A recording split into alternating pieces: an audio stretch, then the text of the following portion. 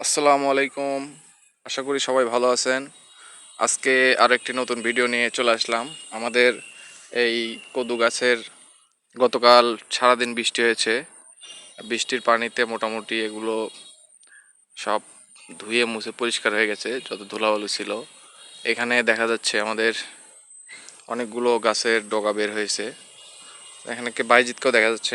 আচ্ছা বাইজিৎ, এখানে কি ফল কি আসলো? কদু কি ধরবে নাকি? না, এখনো ধরে নাই, কিন্তু 2-1 এর মধ্যে আসবে। আচ্ছা, দেখা যাক, কয়েকদিন অপেক্ষা করি। এখানে আরো কয়েকটি ফুলের ডগা দেখা যাচ্ছে। এই যে ফুলের ডগা, এখান থেকে আশা করা যায় অনেক ফুল ধরবে এবং অনেকগুলো কদু পাওয়া যাবে। তো এখানে আমরা আরো পানি দেখতে পাচ্ছি। গতকাল বৃষ্টি হওয়ার দরুন এখানে পানি হয়ে গেছে। গতকালকে বৃষ্টি হওয়ার দরুন এখানে অনেক পানি জমে গেছে। জমির মধ্যে দিয়ে পানি, অনেক পানি এখানে। এগুলো আসলে ধান চাষের সময় অনেক প্রয়োজনীয়।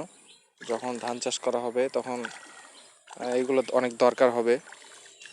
তো এই যে পাশেই দেখা যাচ্ছে আমরা আমাদের জমির জন্য কেদো করা হয়েছে। এখানে মোটামুটি ধানের বীজ ফেলা হবে।